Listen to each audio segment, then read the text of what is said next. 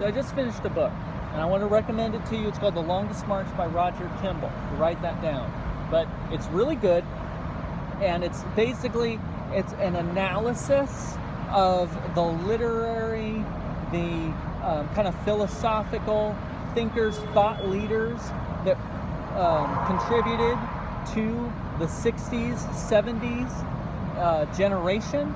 The Woodstock, it talks about the Beatles, it talks about the civil rights movement, it talks about all of those things and how they wove together to create what is known as the 60s, the rock and roll era, all of that.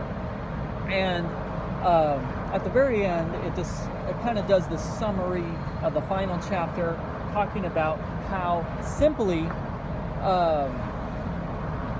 like how politics and how those societal influences kind of came to a head in the poll booth or in the voting booth, and how simply that it's lockstep that you have these socially liberal, heavily intoxicated, lecherous,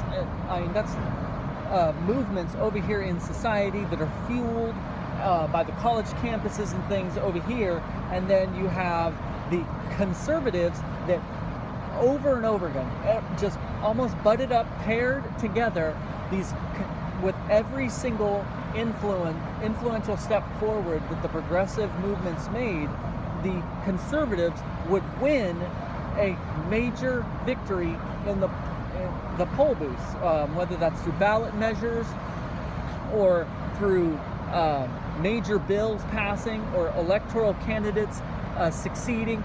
It's almost right next to each other, where the more social influence that these gained over here on this side, the more conservatives would win in elections.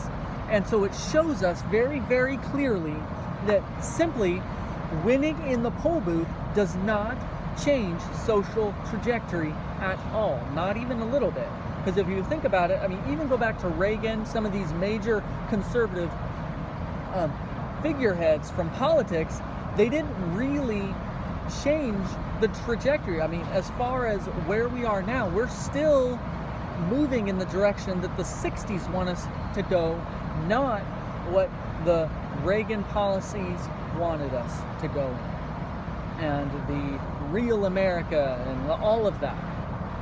We're still reaping the benefits of the 60s. So if you think that whoever you're voting for come November, which I'm not saying don't vote, you definitely need to vote. I'm not saying don't vote. What I am saying is don't put a societal savior complex onto that ballot when you're casting it in. That's not how it works. It simply won't. In fact, what's going to happen is whoever you end up voting for is probably going to entrench the opposition even more and make them even more aggressive outside of the poll booth. And that's what history has told us, and that is what we are looking at come next spring.